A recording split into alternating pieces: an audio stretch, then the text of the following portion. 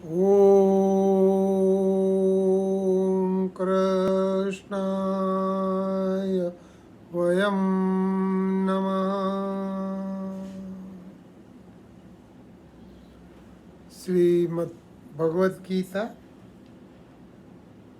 11वां अध्याय आज शुरू करेंगे। हमने अभी तक 10 अध्याय को पढ़ा है और करीबन 114 वीडियो इसमें बने हैं। और अब जो 11वां अध्याय है वो बहुत ही विशेष, बहुत ही अद्भुत है। आज 17 जून 2022 शुक्रवार है। कल हम वीडियो नहीं कर पाए थे तो उसको आज हम ले रहे हैं। 11वां अध्याय बहुत ही विशेष है। कैसे कि ये जो 11वां अध्याय है इसमें भगवान ने पार्थानंदन अर्जुन को अपना विश्व रूप दर्शन दिखाने का कथा, उसका वर्णन है। यह अध्याय इसलिए भी विशेष है कि हर कोई व्यक्ति ये जानना चाहता है, देखना चाहता है, भगवान के दर्शन करना चाहता है। नास्तिक लोग भी पूछते हैं कि भगवान को कभी देखा है। और यहाँ अर्जुन को भगवान अपना विश्व रूप दिखा रहे हैं। हम डिटेल में बात करेंगे, लेकिन ये अध्याय मुख्यतः शांत रस पे है। शांत रस 9 रस में ऐसे एक रस है और दूसरा इसके अंदर अद्भुत रस है। और अद्भुत रस के साथ में दूसरे रस भी प्रकट होते हैं।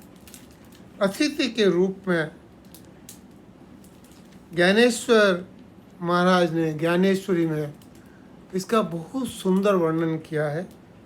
उनके शब्दों में मैं आपको बता रहा हूँ कि ये कथा 2 रसों में भरी हुई है। कथा का मुख्य रस शांत रस है और उसके घर अद्भुत रस अतिथि बनकर आया हुआ है और अन्य रसों के साथ, 9 रस में से अन्य रसों के साथ आदर से मिला हुआ है। जिस प्रकार एक वर वधू के विवाह के समय बाराती भी सुंदर सुंदर वस्त्र धारण करके आते हैं, ऐसे ही सुखासन पर समस्त रस सुशोभित हो रहे हैं।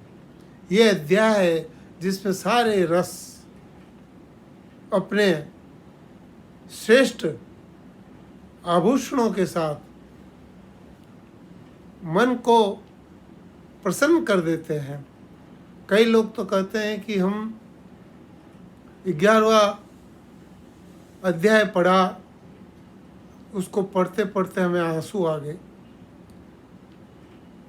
हम इसके डिटेल में जाके देखेंगे कि क्या है, लेकिन इस अध्याय के अगर कोई बड़ी बात भी बोली है तो वो भी इस तरह से बोली गई है कि वो शांत रस में मिल जाती है।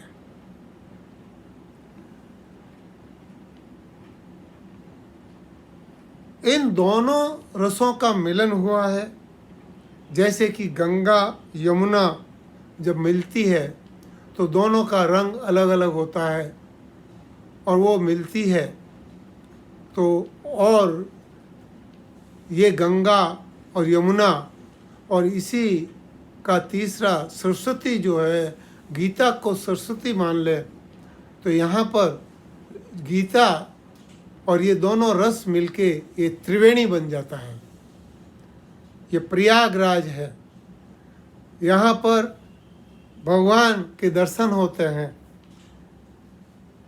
इस अवसर पर गीता को गुप्त सरस्वती समझना चाहिए।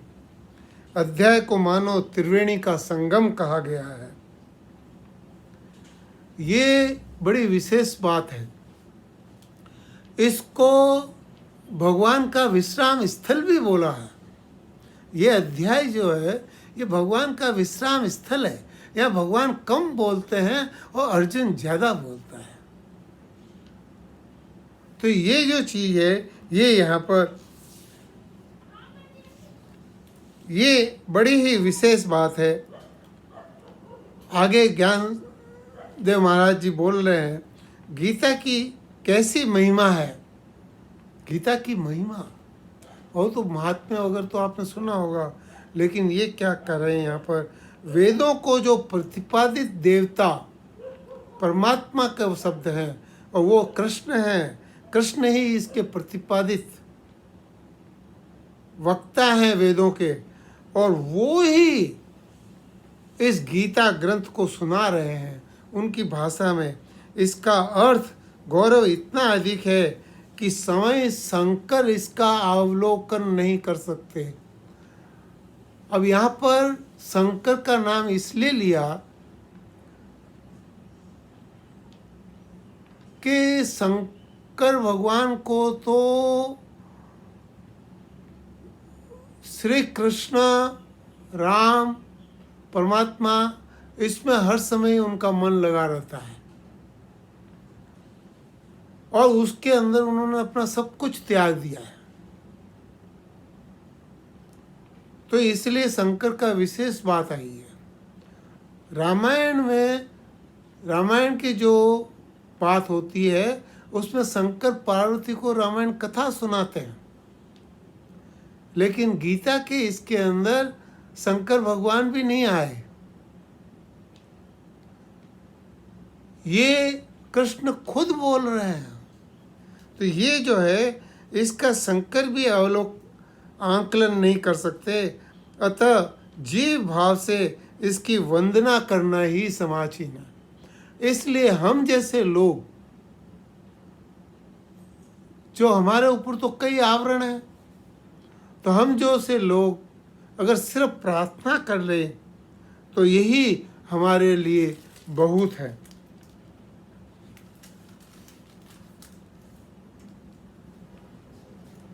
अर्जुन के मन में ये आया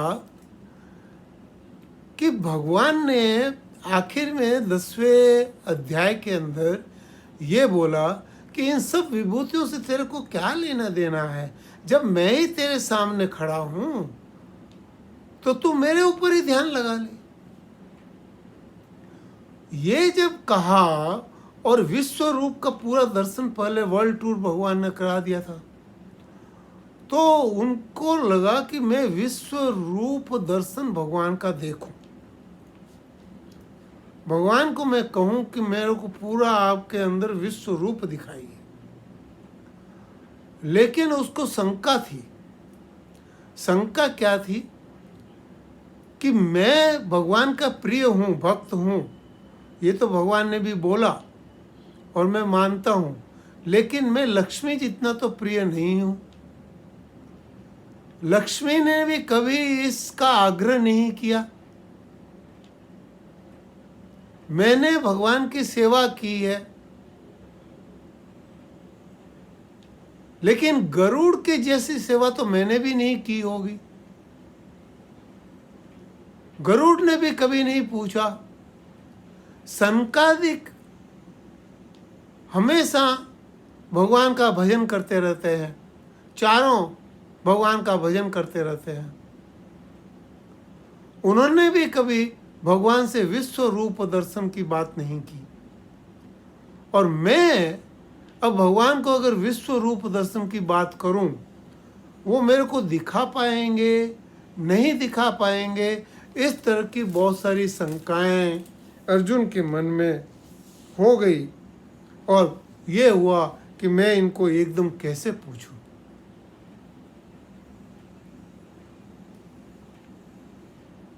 तो अर्जुन के मन में आया कि मैं अपनी दबी हुई जबान में भगवान से इसका आग्रह करता हूं। ये तो करुणा निधान है, इनके पास कभी भी कोई खाली नहीं गया। वामन अवतार में बलि से पूरा राज्य मांगने के बाद, सब कुछ मांगने के बाद उसको पाताल में जगह दी, और वहाँ भी वो उनके दरबान बन के खड़े हुए। तो ऐसे जो करुणा के धाम है, जो करुणा प्रधान है, वो मेरी बात तो टालेंगे नहीं। लेकिन मेरे को बहुत ही ध्यान से उनसे बात करनी है और उनको बोलना है, और मैं इनके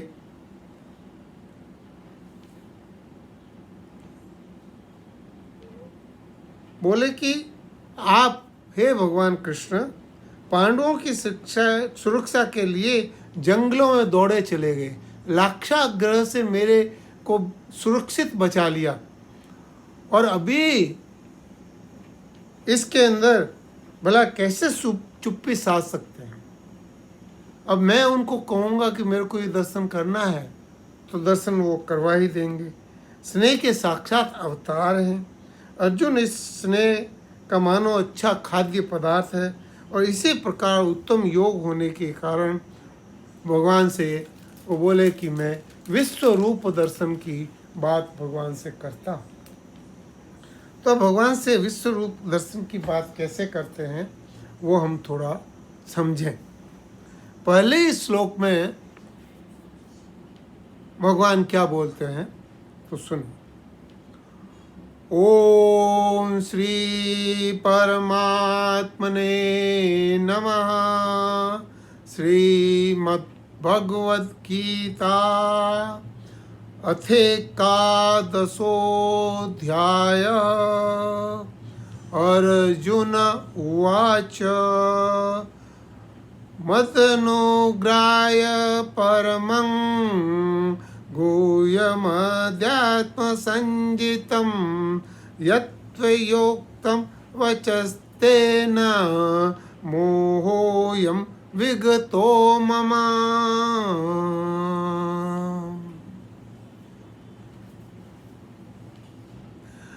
भगवान को पहले श्लोक में ये भी बोला कि मैं आपके दर्शन करना चाहता हूँ, लेकिन क्या बोला कि भगवान अभी तक आपने जो कुछ बोला उससे मेरा मोह समाप्त हो गया। आपने जो वचन बोले उससे मेरा मोह समाप्त हो गया। इसका संक्षेप में पहले सुनते हैं कि क्या इसका मीनिंग है श्लोक का। अर्जुन बोले कि केवल मुझ पर कृपा करके, केवल मुझ पे, इस पूरे संसार को छोड़ के आपने मेरे पे कृपा की है, और कृपा करके आपने जो परम गोपनीय अध्यात्म विषय का जो वचन सुनाया है, जो 9वें अध्याय में और फिर 10वें अध्याय के अंदर विभूति योग तो वचन सुनाया है, इससे मेरा मोह नष्ट हो गया है। मेरा मोह नष्ट, ये पहले अध्याय में भगवान ने बोला था कि तू किस मोह में पड़ा है।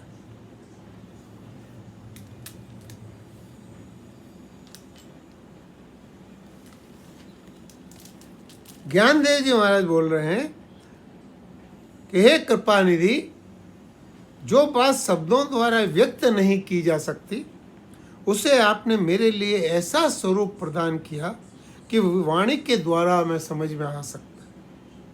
सब भूत मात्र ब्रह्म स्वरूप में विलीन हो जाते हैं तब, और जीवों का माया का कहीं नामो निशान तक नहीं रहता है। तो आप तो ऐसे हैं, आपने जो स्वरूप अपने आप में जो छिपा रखा है, ईश्वर की भांति छिपा रखा है, जिसका पता समय वेदों को नहीं है, वही अपने हृदय का रहस्य आज आपने मेरे सम्मुख खोल दिया है, जो 10वें अध्याय के अंदर सारी विभूतियाँ थी। तो विभूतियाँ कोई नहीं जानता है, आपने मेरे को बता दिया है। श्री शंकर जिसके अध्यात्म रहस्य से समस्त ऐश्वर्य निछावर करके त्याग करके फेंक दिए हैं, स्वामी आज वही रहस्य आपने मुझे एकदम बतला दिया। 10वें अध्याय की बात हो रही है। पर यदि मैंने इस बात की चर्चा की है तो मैंने आपका व्यापक स्वरूप पाया कैसे? हे हरि, आप स्वयं ही कूदकर मुझे बाहर निकाला है।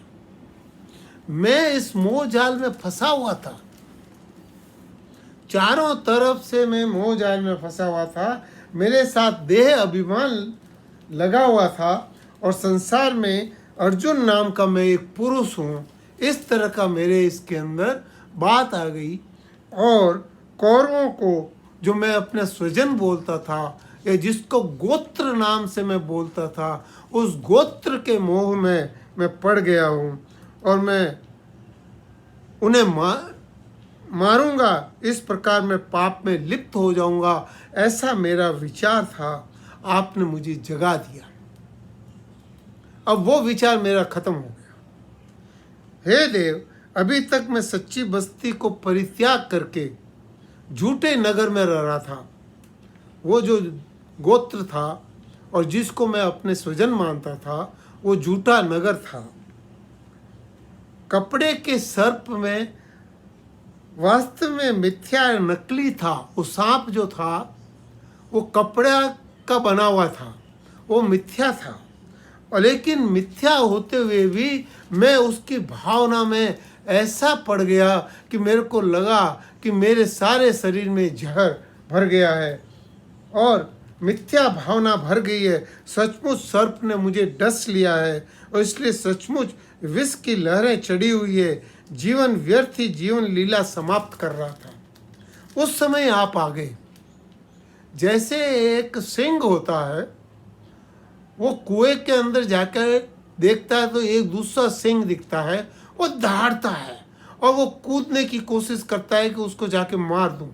तो वो उससे लड़ाई करने के लिए, और उस समय में कृष्ण भगवान जैसे आके अर्जुन को बचा लिया। इसी तरह बोले, आज मैं तो पूरे मोह में फंसा हुआ था, आपने मेरे को उस सिंह एक तरह कूप में अपनी प्रतिछाया देख के जो समझ रहा था, उस भ्रम से आपने मेरे को बचा दिया। मेरे को कूदना चाहता, ठीक इसी प्रकार आपने मुझे बचा लिया। अन्यथा हे देव, मैंने तो आज ये निश्चय ही कर लिया था कि सातों समुद्र एक क्यों न हो जाएं, जगत में प्रलय क्यों नहीं हो जाएं, मैं आकाश टूट जाए, मैं अपने गोत्रों के लोगों से कभी युद्ध नहीं करूंगा।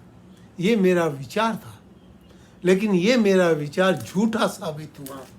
अब ये मैंने जो अपने ही उसके अंदर जो बना रखा था, वो घोंसला मेरा खत्म हो गया है। मेरा वो पागलपन था और आपने मेरी रक्षा की है।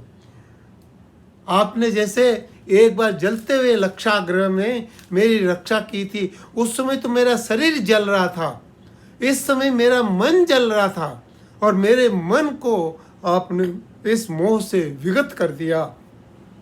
तो ये मोह से मेरे को निकाल दिया। तो ये मेरे अंदर मोह रूपी समुद्र हिलोरे लेने लगा था। उस कुछ समय में एकमात्र आप में सामर्थ्य है कि मेरी बुद्धि को फिर ठिकाने लिया है। तो ये आपने फिर मेरे को उठा दिया, तो मेरा सारा मोह अभी खत्म हो गया है। और जब मैं आपके साथ में हूं तो मेरे को किसी चीज से कोई डरने की जरूरत नहीं है। लेकिन क्या मोह पूरा शांत हुआ? क्या मोह पूरा खत्म हो गया?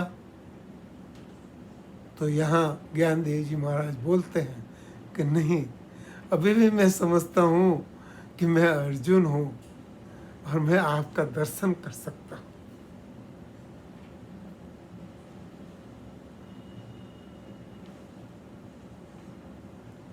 अभी भी वो बात बाकी है। इसलिए मोह कितना खत्म हुआ है ये तो आप समझ सकते हैं। तो लेकिन अर्जुन बोल रहा है कि मेरा मोह खत्म हो गया। हाँ, किससे? कि आपके वचनों से। आपने जो गुह्यतम बात मेरे को बताई उससे। तो अब ये जो आगे दूसरा श्लोक क्या बोलता है? भवाप्यो हि भूतानां श्रुतो विस्तर्शो मया तत्त्वकमलपत्राक्ष माहात्म्यमपि चाव्ययम्।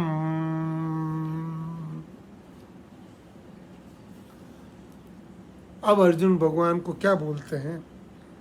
हे कमल नयन, कमल पत्राक्ष, भगवान को कमल नयन, आप कमल नयन हैं।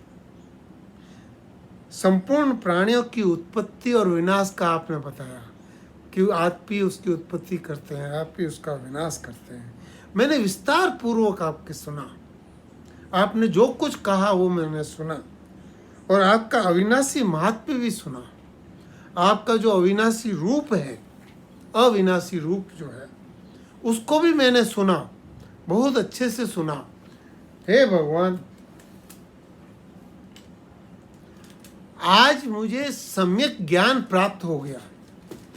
जो आप मेरे को देना चाहते थे वो मेरे को प्राप्त हो गया है।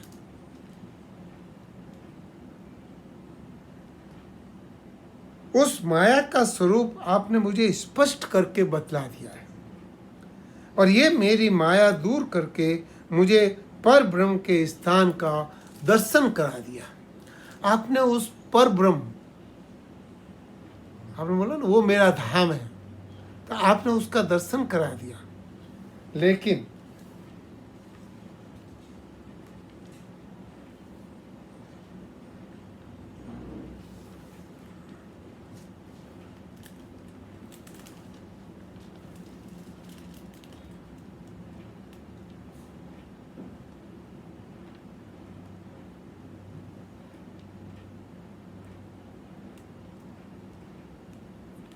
लेकिन यदि मैं संकोचवश आपसे इस बात की चर्चा न करूं, ये मेरे मन में कुछ बात है, अगर मैं आपकी नहीं करूं तो किससे बात पूछूं, किसको जाके पूछूं? आपके अतिरिक्त मुझे इस किससे आश्रय मिलेगा?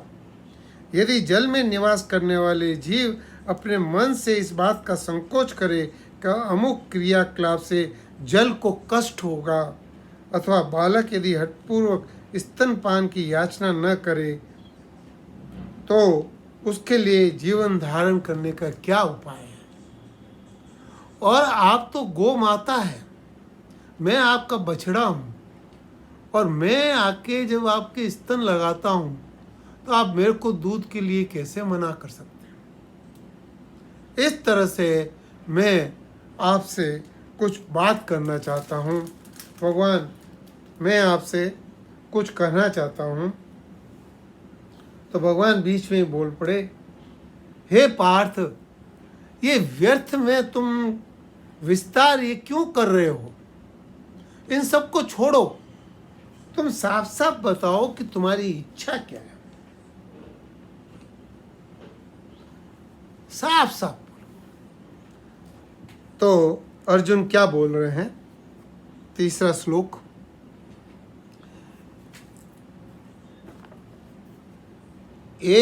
एवमेतद्या तत्त्वम् आत्मानं परमेश्वर द्रष्टुमेच्छामि ते रूपम् ईश्वरं पुरुषोत्तम।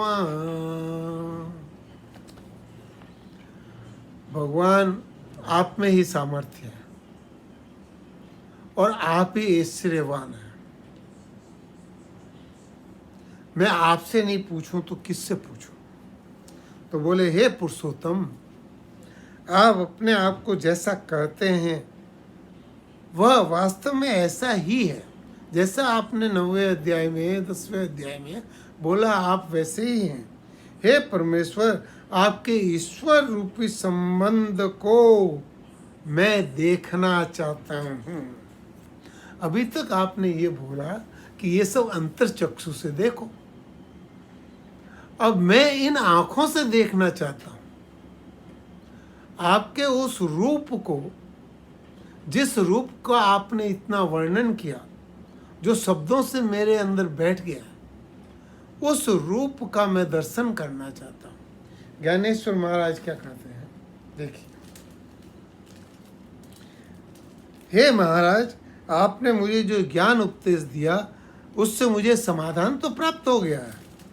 अब जिसके संकल्प से ये लोक परंपरा उत्पन्न हुई है और विलीन हुई है, वह समय में कहते हुए आपका जो मूल स्वरूप है, जिसे आप देवताओं के कष्ट दूर करने के लिए 2 भुजा या 4 भुजा वाला जो आपका रूप है, और समय समय पर आप मत्स्य, कश्यप इत्यादि रूप लेते रहते हैं, और ये देवता लोग वो रूप भी आपके देखते हैं, लेकिन आपके जिस अनंत विश्व रूप का वर्णन मैं सदा अपने श्रवणेंद्रियों से श्रवण करता हुआ आया हूँ। मैंने इससे सुना है 10वें अध्याय में आपका पूरा विश्व रूप। अब मैं उसको देखना चाहता हूँ, उतावला हो रहा हूँ। हे प्रभु, आपने मेरी समस्त आपदाओं को मिटा करके अब तक बड़े प्रेम से मेरी प्रत्येक लालसा को पूरा किया है। अब मेरी सिर्फ एक अभिलाषा शेष रह गई है कि आपके इस विश्व रूप दर्शन इन मेरी आंखों से अगर हो सकता है तो हो जाए।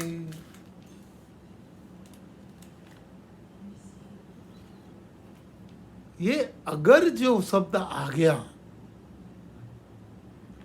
इसका चौथे श्लोक में वापिस अर्जुन बोलते हैं, क्या बोलते हैं? यन्यसे यदि तच्छक्यं मया द्रष्टुमिति प्रभो योगेश्वर ततो मे त्वं दर्शयात्मानमव्ययम्।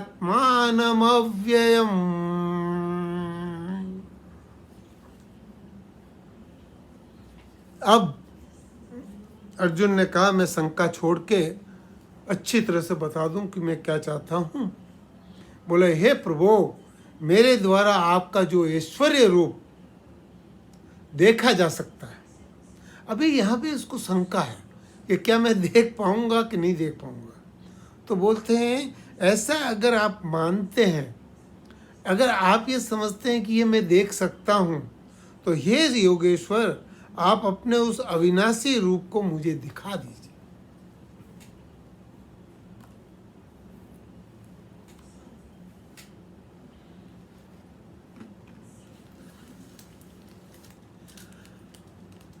मैं जब ज्ञानेश्वरी में इस अध्याय का पठन कर रहा था, तो इतना भाव में खो गया था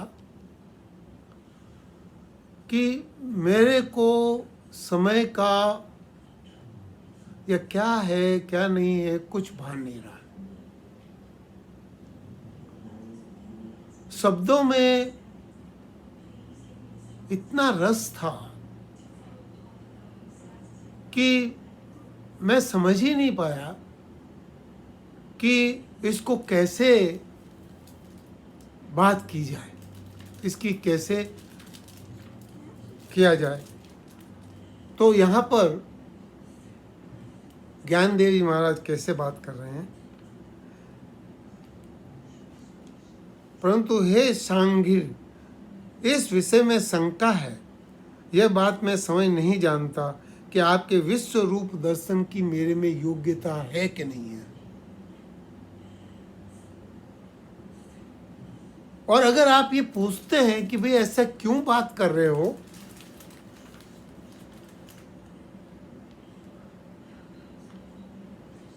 तो कोई रोगी जो होता है उसके रोग निदान के लिए कौन सी दवा उपयुक्त है वो रोगी नहीं जानता। मेरी उत्कंठा इतनी प्रबल है कि मैं योग्यता के ऊपर विचार करने का मेरे पास समय ही नहीं बचा। जैसे किसी पिपासित व्यक्ति के समक्ष स्वयं समुद्र उपस्थित हो जाए तो भी वह कभी बस नहीं करता, वैसे ही प्रबल उत्कंठा चक्कर में मैं अपने आप को संभाल ही नहीं सकता। इसलिए जैसे सिर्फ माता ही जानती है कि बालक की कितनी योग्यता है, ऐसे ही हे जनार्दन आप मेरी योग्यता का आंकलन करें और मुझे विश्व रूप दर्शन आरंभ कराएं। मेरे को वो दर्शन दीजिए ताकि मैं आपका वो ऐश्वर्य रूप देख सकूं।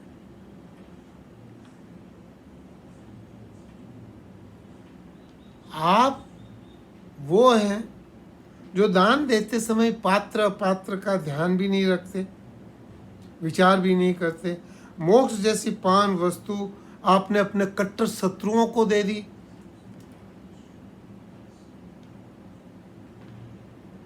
सचमुच मोक्ष प्राप्त करना इतना कठिन है, पर वह भी आपके चरणों में सेवारत रहता है, इसलिए आप उसे जहाँ भेज देते हैं वहाँ चला जाता है।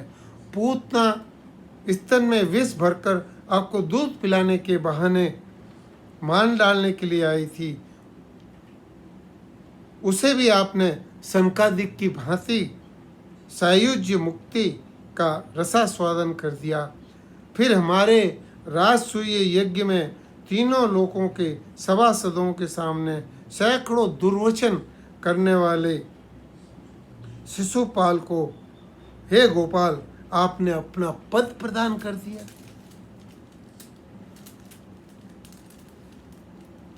आप सब कुछ कर सकते हैं। आपने ध्रुव को पद प्रदान करके चंद्रमा और सूर्य से भी बढ़कर उसको बना दिया। इस प्रकार दुख से पीड़ित मनुष्य का आगे पीछे सोचे बगैर आपने सब कुछ कर दिया। अजामिल जो केवल ममता के वशीभूत होके नारायण शब्द का अपने बेटे के लिए नारायण शब्द यूज किया और आपने उसको मुक्ति दे दी। भृगु ऋषि ने आपके सीने पे इतना जोरदार प्रहार किया कि उसका निशान अभी भी मौजूद है। आपके वेरी शंखासुर शरीर ने शंख है और आप कभी नहीं भूलते। इस प्रकार आप तो उनका उपकार ही करते रहते हैं। आप जो जिनका उपकार नहीं करना उनका भी उपकार करते रहते हैं। जो गणिका राम राम पोते तोते को सिखा रही थी, उस राम नाम को आपने सच्चा राम नाम लेके और उसका भी उद्धार कर दिया।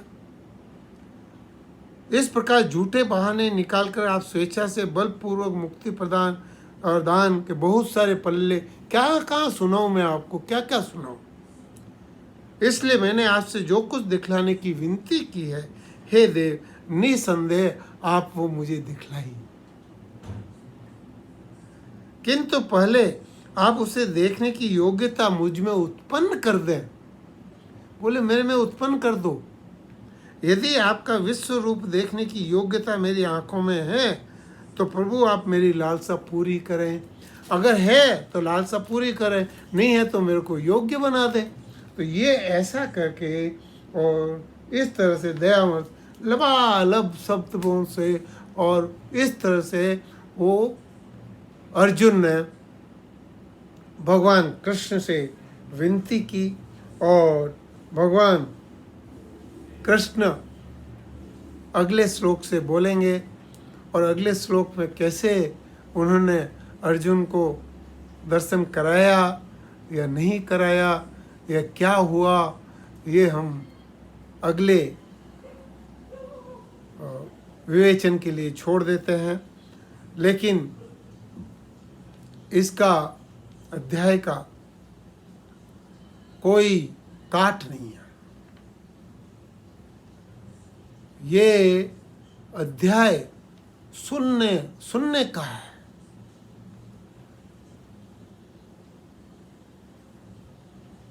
समझने का है।